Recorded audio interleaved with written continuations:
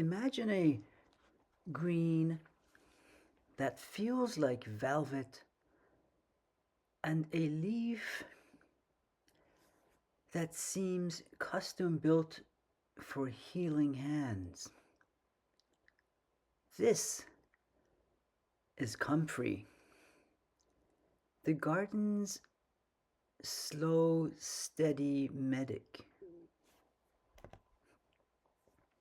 Broad, velvety leaves and clusters of nodding, bell shaped flowers that have stitched wounds and tended farms for centuries. Today, we're not just identifying comfrey, we're stepping into its stories, its surprising backyard uses, and the safe ways to turn that fuzzy leaf into medicine, mulch, and garden gold. Comfrey's signature is bold, big, lance shaped leaves covered in soft, fuzzy hairs arranged in a rough rosette. Flowers hang like tiny bells, creamy, pink, purple, or blue, depending on a variety, in drooping clusters. The plant looks both gentle and rugged, like something designed to cushion knocks and channel vigor into soil. I have many, many of them, and I absolutely love seeing them every time that I go outside. Those darling bellflowers, with or without the busy bees going in and out of them. Comfrey leaves are built for touch.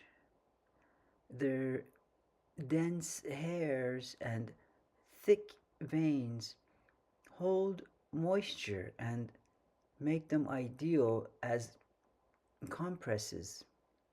They conform to elbows, knees, and shins. That's why traditional healers wrapped bruises and minor fractures with layered leaves. The leaf is a natural, breathable support.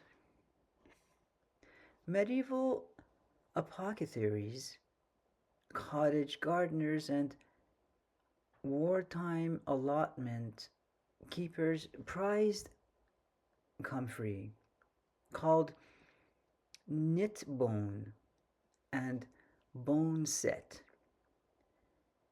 It earned a reputation for helping broken bones and sore joints, a reputation born of repeated practical use, not myth alone. Archaeologists have even found traces of comfrey on old bandages. Big, fuzzy leaves, small bell shaped flowers in drooping clusters, a strong taproot if undisturbed. Beware of lookalikes though. Always confirm leaf texture and flower shape. Comfrey's root system is robust. It reaches deep, stealing water and nutrients, but also storing a concentrated reserve of soil building goodness. Comfrey is extraordinary, but it demands respect. Topically, it's brilliant. Internally, it's controversial. Comfrey contains alkaloids that can harm the liver if ingested in large or frequent doses. So we focus on external uses and garden applications. Harvest leaves sustainably. Cut outer leaves to allow regrowth and leave plenty for pollinators and plant recovery. Use sharp shears to snip older outer leaves at the base, not the crown. One plant can supply repeated harvests through the season. Dry some leaves gently for compresses.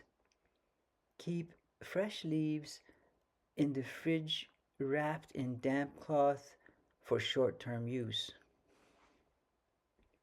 Tear or finely chop several large leaves. Bruise them to release juices. Fold into a clean cloth and apply to bruises, sprains, or inflamed joints. Comfrey's cell contents and mucilage help reduce swelling and provide a soothing, cooling layer. The plant behaves like a botanical bandage. At home, create a comfrey salve for repeated topical use. Gently infuse dried or fresh leaves in a carrier oil. Low heat, several hours. Strain, then blend the infused oil with beeswax to form a balm. This keeps Comfrey's soothing compounds accessible without ingesting the plant. Label jars clearly, topical use only. Important safety note: do not use Comfrey internally as a long term remedy. While traditional preparations included internal uses, modern analysis shows alkaloids that can be toxic to the liver over time. For internal herbal work, consult a trained herbalist and prefer PA free, commercially tested products when available.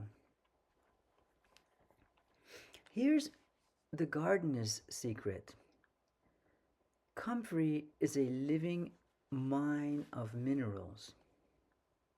Its deep roots pull up potassium, calcium, and trace elements. Chopped leaves make an exceptional quick acting mulch. Bury leaves in a trench by young trees or steep them into a potent comfrey tea to feed hungry plants. Comfrey leaves rot fast and release nutrients where roots can grab them. A natural fertilizer for plant to plant. I have a video on my other channel that is dedicated to how I live here sustainably and off the grid on my homestead in the forest, and how I make comfrey and other composted teas. How to make a comfrey feed. Fill a bucket with chopped leaves, cover with water, and let it steep for 1 to 3 weeks until it turns dark and earthy. Dilute the ratio of 1 to 10 before applying to soil or as a feed. Small test. Take a sniff for a smell test. It should smell rich but not offensive. If something smells rotten, discard. Use diluted tea on tomatoes and fruiting plants for strong growth. In permaculture, comfrey is prized as a dynamic accumulator and chop and drop ally. Plant near fruit trees, chop leaves seasonally as mulch, and keep root crowns protected. Also, comfrey flowers attract bumblebees and long tongued pollinators. It's a late spring to summer nectar source that supports garden biodiversity. Comfrey leaves and flowers produce soft green to yellow dyes. Comfrey gives gentle, healing tones that age beautifully. Try it as a modifier or for calming palette pieces. Don't strip the crown or dig entire plants unless propagating. Comfrey rebounds better when left to regrow. Don't eat the root raw or drink strong internal extracts without guidance. And if you have liver disease, pregnancy, or are taking certain medications, avoid using comfrey internally altogether. Folklore persists because comfrey works. Gardeners and healers kept it for centuries precisely because it did the job, easing bruises, feeding soil, and supporting life around it. Even if modern science raises flags as about internal use, its external and ecological contributions remain potent. Comfrey is a lesson in complexity, a plant that gives abundantly but asks for respect. Use it leaves as medicine for the skin, as a fertilizer for hungry soils, and as a floral friend to pollinators. Keep your jars labeled, harvest gently, and treat comfrey as the noble, useful companion that it is. Let me know if you have any comments or suggestions for a future episode. Thank you for joining me at my off grid, humble homestead in the forest. If you like this episode, you know what to do, and I thank you